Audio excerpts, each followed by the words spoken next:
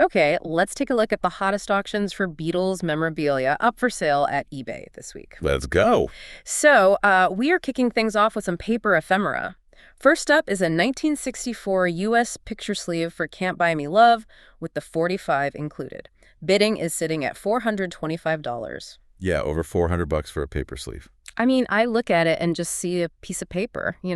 What makes Capital 5150 command that kind of premium? Well, it comes down to regional logistics. It is the absolute rarest commercially issued sleeve from Capital, mostly because it was only printed on the East Coast. Oh, interesting. Yeah, and it's super limited numbers. Plus, if you zoom in on lifting photos, you can actually see a faint factory conveyor belt edge line. Wait, really? Just a roller mark from the press? Yep, a tiny manufacturing artifact. Because of that, and the very good plus condition, I am definitely calling this a rare find.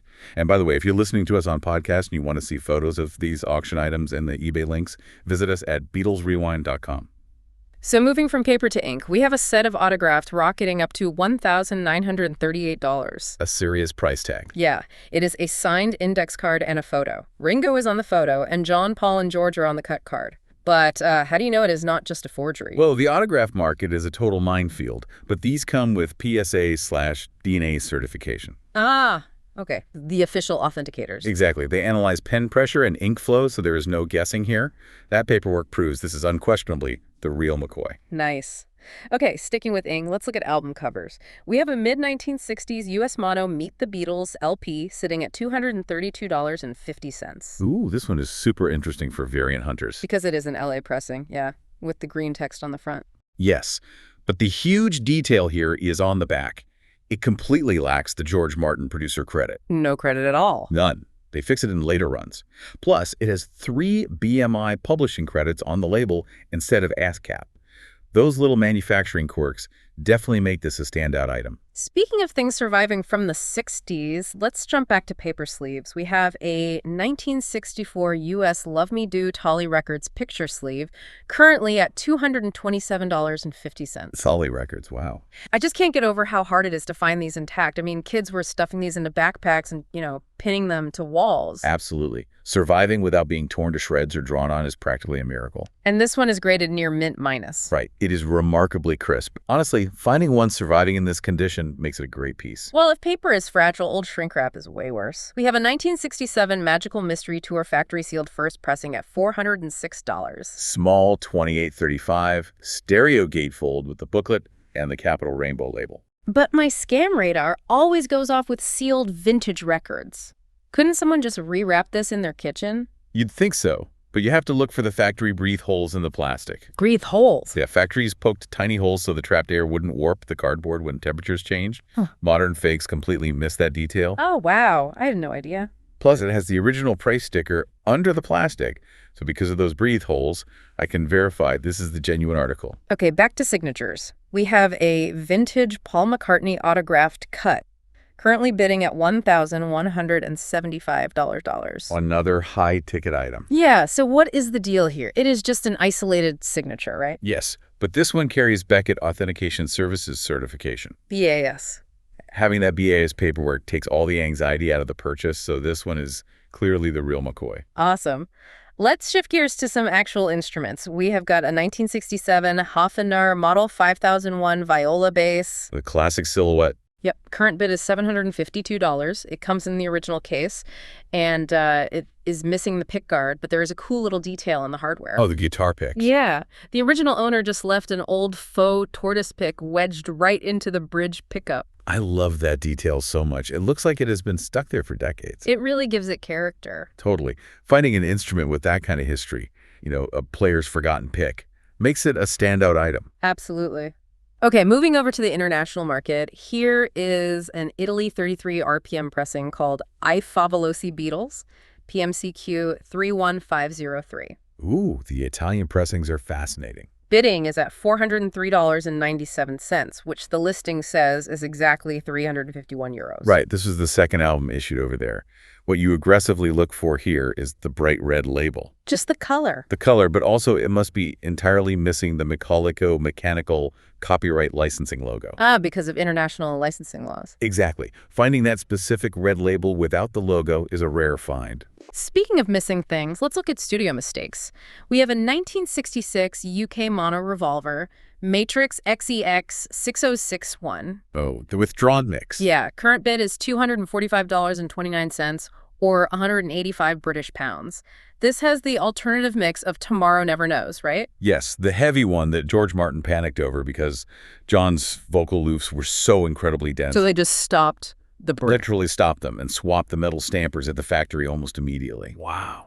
So this withdrawn mix, especially with the original Ematex poly inner sleeve included, is definitely a rare find. Okay, next up is a lot of original concert tickets and programs, currently at $161.12, which is 121.52 pounds. A nice little bundle of history. It includes the 63-364 Astoria and 64-65 Hammersmith Christmas shows, the 64 NME Wembley concert, and surprisingly, a Ready, Steady, Go mod ball ticket. Which the band didn't even attend. Exactly. But here is the kicker. All the tickets are heavily glued to a scrapbook page. Does that ruin the value? Well, pristine condition is great for strict investors, but the glue adds this undeniable layer of genuine historical charm. Because it tells a story. Yeah, you are buying a fan's actual teenage memories from 1964, so even pasted down, it is a great piece. That is awesome.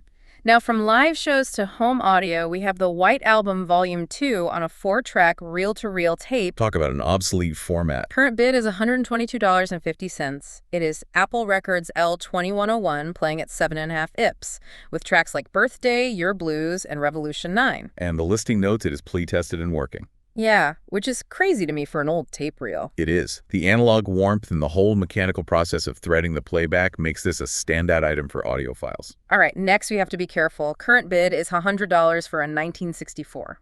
This is the Savage Young Beatles LP, yellow cover, orange label, Savage BM69. This one is an absolute minefield for counterfeits. So how do you tell the difference? It is all about the ink on the catalog number on the front cover. The BM69 text. Yes. On the original authentic issue, it is printed in black ink. The counterfeits famously used red ink because they messed up the color separation. Good to know. Since the photos clearly show the black ink, I can confidently rule this the genuine article and not a fake. Phew. Okay, let's look at some fun merchandise. We have a 1964 Revel boxed Paul McCartney model kit. I love these early merch experiments. Bidding is surprisingly affordable at $54.36, or 41 pounds. It is an unassembled white plastic figure of Paul with his base, plus the original box and instructions. It was such an odd idea back then, selling a build-it-yourself pop star like a model airplane. Right, you literally had to snap the pieces off and glue them together. Yeah. It is such a quirky, wonderful slice of early Beatlemania, making it a standout item. Definitely. Next is a 1965 UK fan club Christmas flexi record. Bidding is at $56, Linton LYN 757. Ah, the holiday flexi disc. These were just given away, right? Exactly. Mailed exclusively to fan club members as a thank you. They were so thin and flimsy that most got damaged or thrown away. But this one has the picture cover and the insert flyer. Which is incredibly hard to find intact. I'm definitely calling this a rare find. Finally, to close out the auction block, we have a UK export.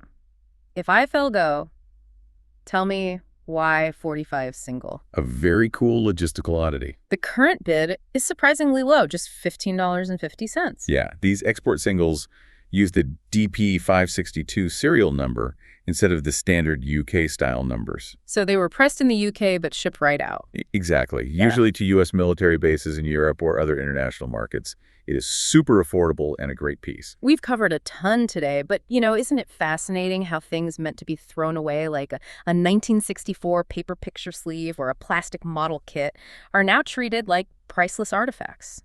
It makes you wonder what everyday items sitting on your desk right now will be fought over in an online auction 60 years from now. Oh, absolutely. It makes you look twice at the junk drawer in your kitchen, doesn't it?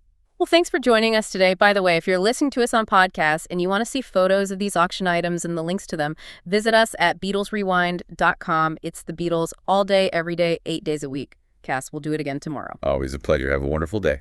Until next time, when you listen. Your mind conducts its own symphony.